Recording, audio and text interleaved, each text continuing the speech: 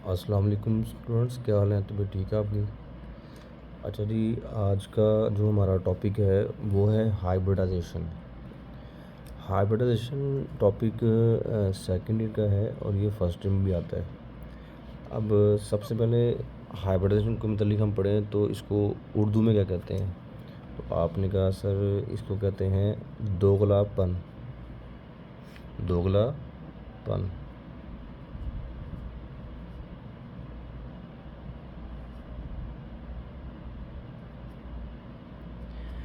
लेकिन अगर हम इसकी डेफिनेशन की बात करें तो वो क्या होती है? तो आपने कहा sir intermixing of orbitals. English में हम कैसे कहते हैं? इंटर मिक्सिंग होती है किसकी? ऑफ ऑर्बिटल्स की। अब ऑर्बिटल्स जो लफ्ज़ है ऑर्बिटल, इसके मतलब ज़रा सुन ले।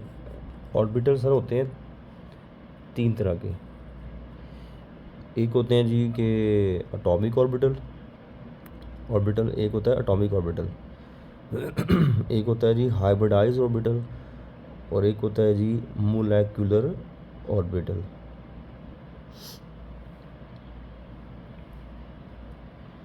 अब यहीं से हम बात स्टार्ट करेंगे एटॉमिक ऑर्बिटल हाइब्रिडाइज, क्योंकि इस टॉपिक में एटॉमिक ऑर्बिटल और हाइब्रिडाइज ऑर्बिटल का जिक्र आएगा।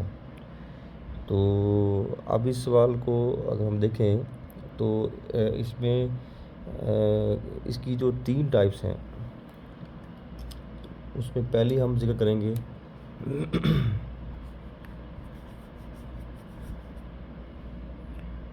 sp3 हाइब्रिडाइजेशन की।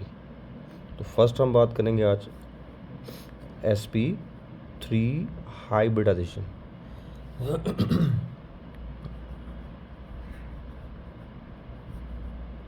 की अब ये क्या होती है? आपने कहा सर sp3 हाइब्रिडेशन की डेफिनेशन ये है कि द इंटरमिक्सिंग, इसमें हम क्या करते हैं जी, 1s और 3p ऑर्बिटल स्लाइटली जो कि डिफरेंट इनकी एनर्जी होंगी, ये इंटरमिक्स होंगे to form 4 equivalent sp3 hybridize orbitals. ये मैंने इसकी पढ़ी है डेफिनेशन। मतलब इसको अगर मैं इसका समझाऊँ कि इस वर्डिंग में करना क्या है तो वो देखें आप। तो आपने कहा सर ये होता है कुछ इस तरह कि इसमें एक एस और तीन पी की क्या होगी? इंटरमिक्सिंग।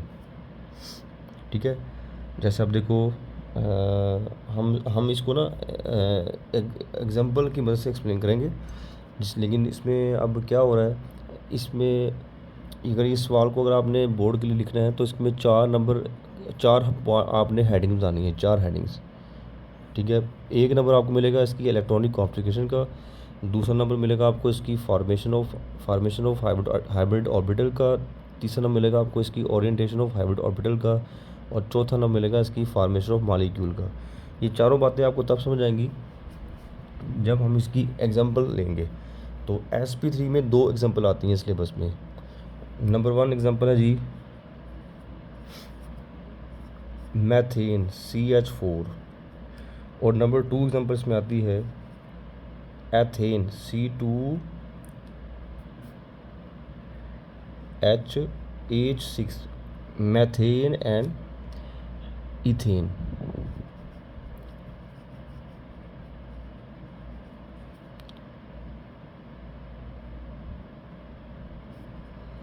इथेन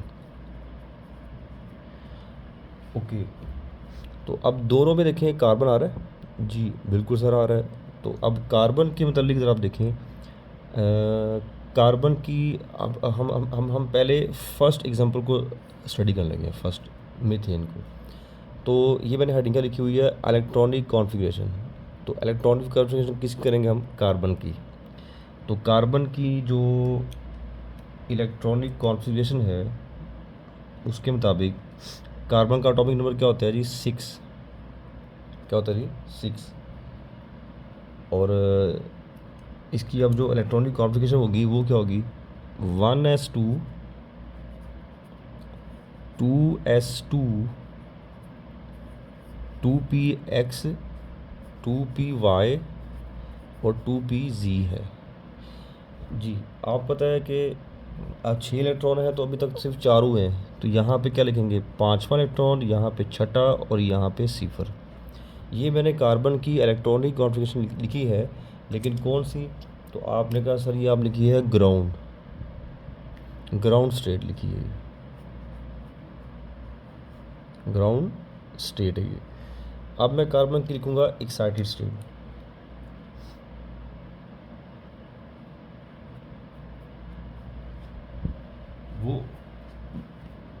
वो क्या होगी वो देखें आप, 1s2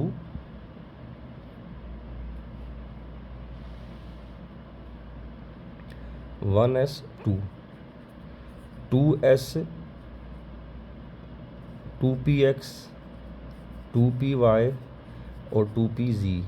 आप पता होगा p के 3 डीजनरेट ऑर्बिटल होते हैं, फर्स्ट में पढ़ा आपने, x y and z। s का एक ही डीजनरेट ऑर्बिटल होता है, वो यही है। अब ये 2 इलेक्ट्रॉन हमने वहाँ लगाए, लेकिन अब यहाँ पे क्या हुआ है, ये 2s2 का ये इलेक्ट्रॉन यहाँ से मूव करता हुआ यहाँ पे आएगा, और यहाँ पे भी क्या आ जाएगा, एक इलेक्ट्रॉन। ये इसको मैं इस तरह से करूँगा कि ये 2s2 का इलेक्ट्रॉन यहाँ से मूव करता हुआ कहाँ आ गया, यहाँ पे, जिसको हम फिर यहाँ पे कहेंगे ये इसकी क्या हो गई है, एक्साइटेड स्टेट, एक्साइटेड स्टेट। तो यहीं पे एक सवाल आता है बोर्ड में, मैं क्वेश्चन लिखता हूँ, वो क्या है, वो आपसे पूछता है इसमें, where does energy comes out for 2s electron of carbon atom. वो आपसे पूछ रहा है कि कहाँ से आई एनर्जी, किसके पास ही, 2s2 के इस इलेक्ट्रॉन के पास, जो एक्साइट करता हुआ यहाँ से यहाँ चला गया, मतलब लो एनर्जी से हाई में चला गया। तो आपने फिर इसको बताया कि सर वो इस तरह होता है, कार्बन डाई वैलेंट स्टेट में होता है अनस्टेबल, डाई कहते हैं 2 को, ये देखें यहाँ पे भी मैं सर्कल कर रहा हूँ, डाई वैलेंट स्टेट में क्या होता है, अनस्टेबल। लेकिन जो ही वो एक्साइट होता है यहाँ से इधर, तो ये बन जाता है टेट्रा वैलेंट, वैलेंट कहते हैं वैकेंसी को, जब उसकी वैकेंसियाँ 4 हो जाएंगी ना, तब हो जाएगा स्टेबल। तो पहला जवाब क्या बताया आपको मैंने, कार्बन डाई वैलेंट में क्या होता है, अनस्टेबल। तो इसका हम जवाब अब डिस्कस कर लें। डाई वैलेंट स्टेट में क्या होता है, अनस्टेबल, कौन, कार्बन। लेकिन टेट्रा वैलेंट में क्या आपने क्या होता है, स्टेबल हो जाता है। ये बात भी आपने याद रखनी। डाई वैलेंट स्टेट में कार्बन कितने बॉन्ड बनाता है, आपने कहा सर वो बनाता है 2 कोवलेंट बॉन्ड। लेकिन टेट्रावैलेंट स्टेट में कितने बनाता है जी, 4 कोवलेंट बॉन्ड। जैसे आप देख लें, कभी सुना आपने कार्बन मोनोऑक्साइड, ये डाईवैलेंट है। कभी सुना आपने कार्बन डाइऑक्साइड CO2 टेट्रावैलेंट में। तो CO एक पॉइजनस गैस भी है, और इसमें आप देख लें कि इसने 2 बॉन्ड बनाए हैं। जब ये 2 बॉन्ड बनाता है तो ये क्या है, अनस्टेबल। लेकिन जब ये 4 बॉन्ड बनाता है तब ये क्या है, स्टेबल। तो ये इस लिहाज से भी आपको पता होगा एग्जाम्पल में। इसी तरह आपने फिर इसकी लिए बताइए रीज़न नंबर 1 और रीज़न नंबर 2। 1 में क्या है, अनस्टेबल, और 2 रीज़न में क्या है, 2 कोवलेंट बॉन्ड। और बॉन्ड के आप फिर ये भी आप कह रहे हैं कि सर बॉन्ड के अंदर एक एनर्जी होती है जो इलेक्ट्रॉन को एक्साइट करने के लिए काफ़ी होती है। बॉन्ड के अंदर एक एनर्जी होती है जो इलेक्ट्रॉन को एक्साइट करने के लिए क्या होती है, काफ़ी होती है। तो ये एक स्पॉन्टेनियस अमल है, स्पॉन्टेनियस प्रोसेस हुआ है यहाँ पे, खुद ब खुद हुआ है। किस लिए हुआ है, आपने कहा सर जस्ट स्टेबिलिटी के लिए काम हुआ है। इस तरह जब भी सिस्टम एक्सोथर्मिक होगा ना, एक्सोथर्मिक, तब ही ये काम होगा। मतलब इसमें हीट रिलीज़ हुई है, कैसे हुई है? क्योंकि सर इसमें ना बॉन्ड की फार्मेशन हुई है, बॉन्ड की हुई है फार्मेशन। वो कैसे है देखिए आप, मैं अगर आपसे कहूँ कार्बन का रिएक्शन हो रहा है हाइड्रोजन के साथ, तो क्या बना? CH4। तो यहाँ पे न्यू बॉन्ड बना है, तो यहाँ इन दोनों, यहाँ पे बॉन्ड ब्रेकेज हुआ है, तो यहाँ पे बॉन्ड की फार्मेशन हुई है। ये एक कुदरती अमल है, स्टेबिलिटी के लिए उसने काम किया कार्बन ने।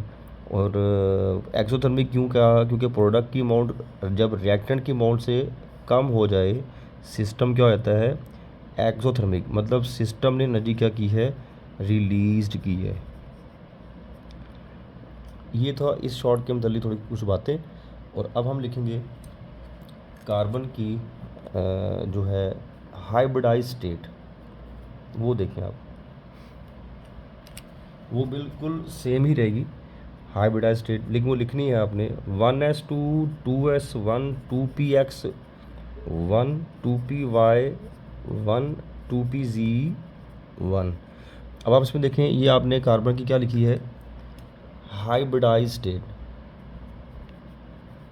Hybridised state.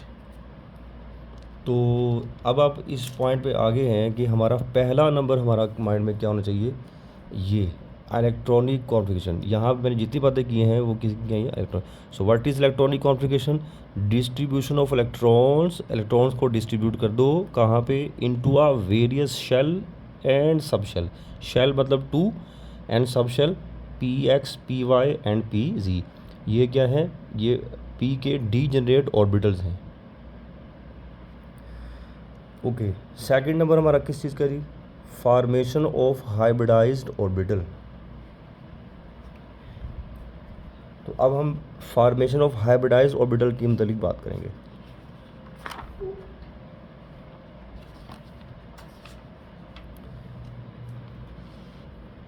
इसमें देखें जी, हाइब्रिडाइज्ड ऑर्बिटल कैसे बनेंगे?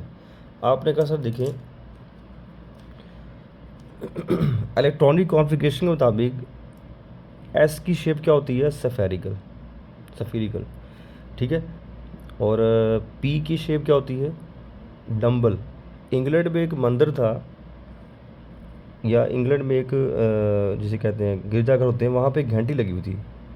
उस घंटी की शक्ल अंडे की लोब की तरह थी, ये ऐसे। तो साइंटिस्ट कहता है अगर हम दो घंटियों को जोड़ दें तो फिर क्या बन जाएगा? डम बेल। तो ये बेल की आवाज़ बेसिकली वहीं से निकली। तो ये दो घंटियों को जुड़ा हुआ है। तो ये किसकी शक्ल है जी? पी वाले इलेक्ट्रॉन की। अच्छा, अब कार्बन के कितने हैं जी ऑर्बिटल? P3। उनके नाम आपने रखे हुए थे, वो आपको पता है, px py एंड pz। तो अब हमने यहाँ पे क्या बात सीखनी है? ये किसके अटोमिक, ये हमारे क्या हैं? This one is atomic orbital. ये हमारे क्या है जी? अटोमिक ऑर्बिटल्स हैं, ऑर्बिटल हैं। मतलब px py pz क्या हैं? अटोमिक ऑर्बिटल्स हैं। और हमने इन अटोमिक ऑर्बिटल की करना क्या है? ये इसके 3 डीजेनरेट ऑर्बिटल हैं p के, इनकी स्पेस में ओरिएंटेशन क्या है? डिफरेंट। अब इन्हीं की यहाँ पे क्या होनी है? एटॉमिक ऑर्बिटल की होनी है यहाँ पे इंटर मिक्सिंग होनी है। यहाँ पे मैंने लफ्ज़ यहाँ पे क्या लिखा? इंटर मिक्सिंग होनी है यहाँ पे। किसकी होनी थी? ऑफ ऑर्बिटल्स की। ऑर्बिटल कौन सा? Atomic orbital. यहाँ पे आप कह दो इंटरमिक्स ऑफ एटॉमिक ऑर्बिटल कहते हैं आप, एटॉमिक ऑर्बिटल। अच्छा, जब ये एटॉमिक ऑर्बिटल मिक्सअप होंगे तो हमारे पास क्या बनेंगे? Hybridised orbital. क्योंकि हमारा टॉपिक अभी पॉइंट नंबर 2 हमारा क्या क्या मिलेगा? Formation of atomic hybridised orbital. और हाइब्रिडाइज्ड ऑर्बिटल कब बनते हैं? एटॉमिक ऑर्बिटल के मिलने से। और एटॉमिक ऑर्बिटल कितने हैं यहाँ पे हमारे पास? 1 2 और ये 3 और ये 4। तो 4 ऑर्बिटल मिलेंगे। वैसे भी आपको ये पता हो कि sp3 का जो नाम रखा आपने वो किस हिसाब से रखा हुआ है कि इसमें एक s और 3 p क्या होंगे मिक्सअप, और कितने बनेंगे हाइब्रिडाइज ऑर्बिटल, 4 बनेंगे, 3 एक 4, उनके नाम हाइब्रिडाइज ऑर्बिटल कितने 4sp3 बनेंगे। अब वो 4sp3 हमने बनाने हैं।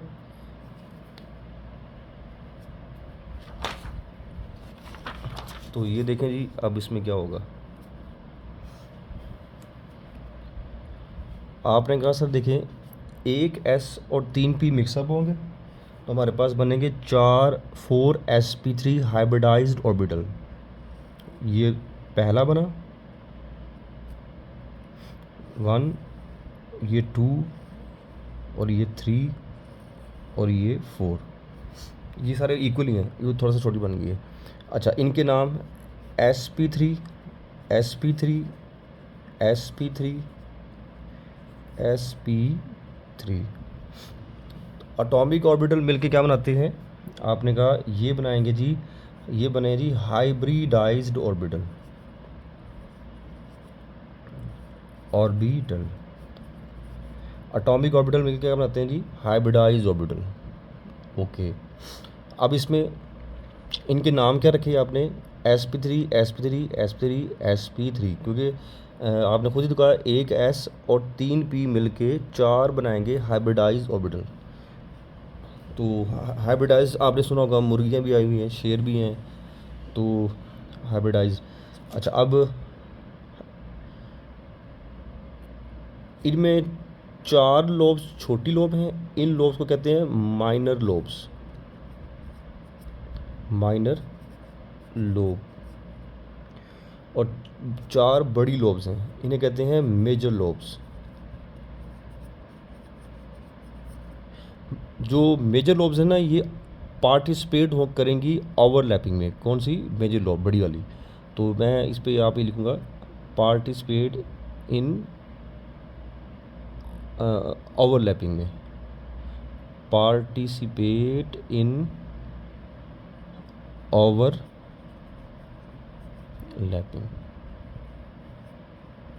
माइनर लोब्स पार्टिसिपेट नहीं करती ओवरलैपिंग में, ये बात आपने में याद रखनी है। अच्छा, अब ये किसके हाइब्रिडाइज ऑर्बिटल हैं, कार्बन के हैं ये। अच्छा, अब इसी तरह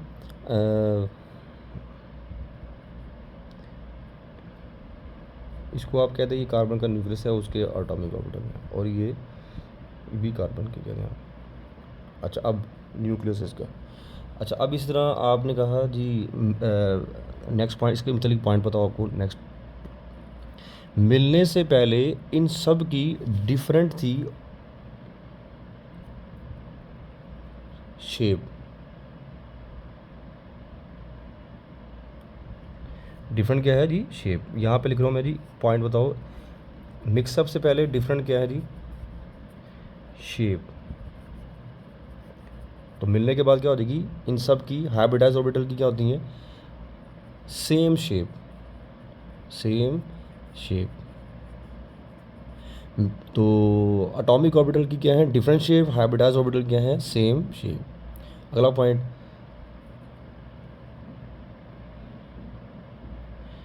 इन सब की एटॉमिक ऑर्बिटल की डिफरेंट फिर क्या है, एनर्जीज भी हैं, डिफरेंट एनर्जीज भी होंगी, लेकिन मिलने के बाद इन सब की सेम एनर्जी भी हो जाएगी। अच्छा, इसी तरह मिलने से पहले इन एटॉमिक ऑर्बिटल की क्या है, ओरिएंटेशन की बात करें, सेम ओरिएंटेशन की, ओरिएंटेशन मतलब मूवमेंट इन स्पेस, लेकिन मिलने के बाद इनकी डिफरेंट क्या हो जाएगी, ओरिएंटेशन, डिफरेंट ओरिएंटेशन हो जाएगी। कहाँ पे, इन स्पेस। लो जी, ये बात भी आपको पता हो। अब इसके बाद ये कार्बन के क्या है जी, हाइब्रिडाइज ऑर्बिटल। तो हमारा जो पॉइंट नंबर 2 है ना, वो आपको क्लियर हो गया है। Formation of hybridized orbital. क्या हमने ऑर्बिटल की फार्मेशन की है, कितने बनाए हैं हमने हाइब्रिडाइज ऑर्बिटल की फार्मेशन, 1 2 कार्बन के, और ये 3 और ये 4, 4 हाइब्रिडाइज ऑर्बिटल बनाए। अगला नंबर हमारा किस चीज़ का जी, ओरिएंटेशन ऑफ हाइब्रिडाइज ऑर्बिटल, मतलब कार्बन के। अब वो देखें, ये मैं कार्बन की बना रहा हूँ ऑर्बिटल, ये 1, ये 2, ये 3 और ये 4, ये मैंने कार्बन के हाइब्रिडाइज्ड ऑर्बिटल ड्रा किए हैं। जो आप देख रहे हैं इसमें ये कार्बन के क्या हैं जी, ये 4 हाइब्रिडाइज्ड ऑर्बिटल, ये मैंने कार्बन का इलेक्ट्रॉन 4 लगा दिए, ठीक है जी। छोटी लोब ना बनाएं, वो छुप जाएंगी, बड़ी लोब बनाएं आप। तो इसी तरह इन्होंने क्या कर रहे हैं, आपको पता है कि हमारा फार्मूला क्या है जी, मीथेन। मीथेन में आपको पता है कि मीथेन के फार्मूले में हाइड्रोजन भी है। हाइड्रोजन का एटॉमिक नंबर क्या होता है, 1, इलेक्ट्रॉनिक कॉन्फ़िगरेशन 1s1, एस की शेप सफेरिकल, और हमारे पास कितने हाइड्रोजन हैं, 4।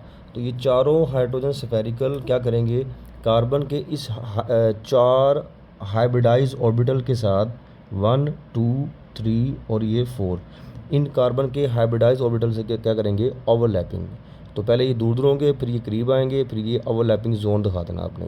ये पहला हमारे पास बन गया ओवरलैपिंग जोन, ये दूसरा, और ये तीसरा, और ये चौथा कार्बन आ रहा है, ठीक है। तो ये हाइड्रोजन के साथ कार्बन के हाइब्रिडाइज ऑर्बिटल ने क्या की है जी, ओवरलैपिंग, और हमारे पास ये बन गया ओरिएंटेशन ऑफ हाइब्रिडाइज ऑर्बिटल। ये ओरिएंटेशन इनकी क्या है, इन स्पेस डिफरेंट है। और अब चौथा जो हमारे पास टारगेट है वो है फार्मेशन ऑफ मॉलिक्यूल। तो देखिए फार्मेशन ऑफ मॉलिक्यूल बन गया, ये हमारे पास क्या बना है यहाँ पे, तो आपने कहा सर ये हमारे पास बना है सिग्मा बॉन्ड। पहला बॉन्ड क्या बनता है हमेशा, सिग्मा। तो आपने कहा ये 4 बॉन्ड बने हैं, तो ये 4 बेसिकली क्या है, सिग्मा बॉन्ड है। ओके, अब तो ये इन्होंने क्या किया जी, सिग्मा बॉन्ड बना देना है हेड टू हेड ओवरलैपिंग से, और ये बड़ा स्ट्रॉन्ग बॉन्ड है क्योंकि ओवरलैपिंग हेड टू हेड हुई पड़ी है। अच्छा जी, इसी तरह ये हमारी एग्जांपल नंबर 1 कंप्लीट हुई। तो अब मीथेन में एक टेक्स्ट बुक पे एक बात लिखी हुई है कि मीथेन में ना आपको प्लेनरिटी नहीं मिलती, मतलब does not lie in a same plane. इसका क्या मतलब है सर, तो आपने कहा इसका मतलब ये होता है कि डंबल के सामने जब डंबल आएगा तो हम कहेंगे इनके अंदर प्लेनरिटी पाई जाती है। जब डंबल के सामने डंबल ही नहीं है, डंबल के सामने डंबल नहीं है, तो इसका मतलब ये क्या है कि इनमें प्लेनरिटी नहीं पाई जाती है। तो हम क्या कहेंगे जी कि मीथेन में इस पे पॉइंट याद रखिएगा, लिखा हुआ है टेक्स्ट बुक पे, does not lies in a same plane, कि इसमें प्लेनरिटी नहीं पाई जाती। मतलब डंबल के सामने डंबल आ जाए तो हम कहते हैं कि वो क्या है, प्लानर। अगर नहीं आएगा तो वो नॉन प्लानर। इस वक्त ये प्लानर कहेंगे, इधर हो जाएगा तो फिर इसे कहेंगे नॉन प्लानर। एग्जांपल नंबर 2 देख लें जी, इसकी वो ड्रा करूँगा जी, वो है इथेन। इथेन सब कुछ वही है, सिर्फ आपने ड्रा करनी। इसमें देखें आप,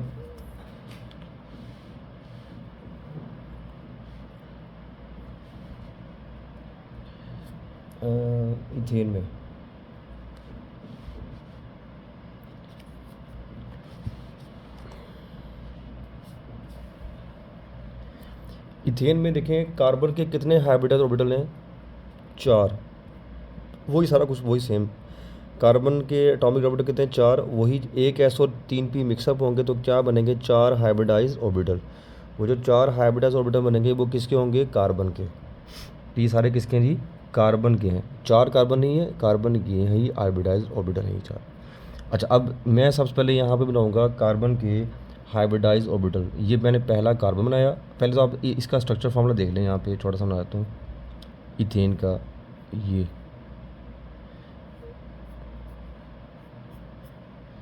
ये इथेन है। इस इथेन में ये बॉन्ड सिग्मा है, ये भी सिग्मा, ये भी सिग्मा, ये भी सिग्मा, ये भी सिग्मा, ये भी सिग्मा। अब इस कार्बन को गौर से देखें, ये मैंने पहले कार्बन बनाया, इसके 4 हाइब्रिडाइज ऑर्बिटल। तो ये आप देखा, ये पहला कार्बन है, इसके मैंने क्या बनाए, 4 हाइब्रिडाइज्ड ऑर्बिटल। लो जी, ये बन गए। ऐसे ही मैंने दूसरे कार्बन के भी क्या बनाए, 4 हाइब्रिडाइज्ड ऑर्बिटल, 1 2 3 और ये 4। तो ये मैंने दूसरे कार्बन के भी क्या बनाए, हाइब्रिडाइज्ड ऑर्बिटल। इन दोनों कार्बन को मैं ये सर्कल शो कर रहा हूँ यहाँ पे, आप समझ जाइए कार्बन है। अब इन्होंने क्या किया, इन हाइब्रिडाइज्ड ऑर्बिटल ने, इन्होंने हेड टू हेड ओवरलैपिंग करके यहाँ पे क्या बना दिया, सिग्मा बॉन्ड। तो इस ओवरलैपिंग को कहेंगे sp3 ओवरलैपिंग, क्योंकि इसमें कार्बन टू कार्बन ओवरलैपिंग हुई है और इस बॉन्ड का नाम क्या रखेंगे हम, सिग्मा बॉन्ड। अच्छा, ये इन्होंने स्पेस में आपस में क्या कर ली है, ओवरलैपिंग। ऐसे ही यहाँ पे ये कार्बन के एक एक इलेक्ट्रॉन मौजूद था, इन्होंने क्या किया, मीथेन के हाइड्रोजन के 1s1 के साथ क्या की है, ओवरलैपिंग। तो ये हाइड्रोजन के साथ ये क्या कर रहे हैं, ओवरलैपिंग। ये हाइड्रोजन का एटॉमिक ऑर्बिटल आया, ये हाइड्रोजन दूसरे का आया एटॉमिक ऑर्बिटल, ये हाइड्रोजन तीसरे का आया एटॉमिक ऑर्बिटल। इन्होंने क्या किया जी, ओवरलैपिंग करके हाइड्रोजन के साथ क्या बॉन्ड बना दिया है, सिग्मा बॉन्ड ओवरलैपिंग से। ऐसे ही इस साइड पे भी बनाएंगे, ये 1 हाइड्रोजन, ये दूसरा हाइड्रोजन आएगा जी, ये तीसरा हाइड्रोजन आएगा स्फेरिकल। इन्होंने क्या किया, ओवरलैपिंग करके सिग्मा बॉन्ड बना दिया और इस बॉन्ड का नाम हमने रख दिया सिग्मा बॉन्ड। तो कार्बन के हाइब्रिडाइज ऑर्बिटल, अब इसके कितने हाइब्रिडाइज ऑर्बिटल हैं, 1 2 3 4। इन्होंने कार्बन के कार्बन के एटॉमिक ऑर्बिटल से क्या किए, ओवरलैपिंग। तो इस ओवरलैपिंग का नाम क्या होगा, sp3s ओवरलैपिंग, sp3s ओवरलैपिंग ये कहलाएगी। sp3 ये ऑर्बिटल है और ये कहलाएगा s, इसका नाम क्या होगा, sp3 और ये कहलाएगी s। इस ओवरलैपिंग को हम फिर नाम देंगे sp3s ओवरलैपिंग, क्योंकि इसने हाइड्रोजन के s के साथ क्या की है, ओवरलैपिंग। अब ये इथेन की डायग्राम हुई कंप्लीट। तो ये एक आपको ये लिखा हुआ है कि हाइब्रिडाइजेशन की सिग्निफिकेंस क्या है। एक तो इसकी पहली सिग्निफिकेंस ये है कि equivalent tetravalency of the carbon, क्योंकि कार्बन चौथे ग्रुप का एलिमेंट है, ये 4 बॉन्ड तो बनाएगा। तो आपके सामने ये 1 2 3 4 बॉन्ड बने हुए हैं, तो इनकी वैलेंसियाँ क्या हैं, कार्बन की पूरी हैं। इस टॉपिक के पढ़ने का फ़ायदा ये है कि कहता है जी इससे आप बॉन्ड एंगल स्टडी कर सकते हो। तो क्या बॉन्ड एंगल है यहाँ पे, तो आपने कहा इसका बॉन्ड एंगल है जी 109 इसका बॉन्ड एंगल है। तो बॉन्ड एंगल हम इसका पढ़ सकते हैं, इस टॉपिक के पढ़ने का फ़ायदा। इथेन का भी यही बॉन्ड एंगल है 109। तीसरा फ़ायदा इसका ये है कि फार्मेशन ऑफ अ बॉन्ड, कि इसमें बॉन्ड की क्या होती है, फार्मेशन। तो यहाँ कितने बॉन्ड बने हैं, 1 2 3 4। तो मीथेन में कितने बॉन्ड यहाँ पे आप देख रहे हैं, 1 2 and 3 and 4। ओके, और इसके टॉपिक के पढ़ने का फ़ायदा, सिग्निफिकेंस ऑफ द हाइब्रिडाइजेशन क्या है जी, आपने कहा valency of the element. Valency of the element जो आप देखिए कि इसमें कितनी वैलेंसी खाली है, 1 2 3 4। तो ये वैलेंसियों को भी हम स्टडी कर सकते हैं। इस तरह इसकी जो ज्योमेट्री है, स्ट्रक्चर है, वो भी देख लें। लास्ट पॉइंट, इसकी जो ज्योमेट्री होती है आपने कहा वो होती है सर टेट्राहेड्रल। टेट्रा कहते हैं 4 कोनों वाली। देखें यहाँ पे 4 कोने बन रहे हैं, यस। तो ये 4 कोनों वाली 1 2 3 and 4, ये 4 कोनों वाली को कहते हैं जी टेट्राहेड्रल। इसके अंदर ज्योमेट्री है, 109 इसके अंदर एंगल है। इस तरह इसको आपने याद रखना है। अच्छा, एक पॉइंट बड़ा अहम है, आपने कहा सर हमें कैसे पता लगा कि हमें 1s और 3p मिक्सअप करने हैं, तो इसका भी आप देख लें हल। तो आपने कहा सर देखें, वो इस तरह होता है कि सेंट्रल एटम के गिर्द जितने एटम होते हैं, सेंट्रल एटम ये है, इसके गिर्द कितने एटम है, 1 2 3 4 एटम, 1 एटम 2 एटम 3 एटम और ये 4। सेंट्रल एटम के गिर्द जितने एटम होंगे 1 2 3 4 उतने ही मिक्सअप होंगे। मतलब सेंट्रल एटम के गिर्द कितने एटम है, 4, तो चारों ही क्या होंगे, मिक्सअप होंगे। देखो 1 और 3 4 ही मैंने क्या किए, मिक्सअप। उतने ही फिर क्या बनेंगे, हाइब्रिडाइज्ड ऑर्बिटल। तो मतलब 4 ही बनेंगे हाइब्रिडाइज्ड ऑर्बिटल, जिनके नाम हमने रखे हुए थे sp3 एंड sp3। तो आज का लेक्चर हमारा कंप्लीट हुआ जी। हाइब्रिडाइजेशन की पहली टाइप sp3। इसमें से जो आपने पूछना हो वो आप फिर मुझसे पूछ सकते हैं नेक्स्ट लेक्चर से पहले। ओके जी, हाफिज़ स्टूडेंट्स।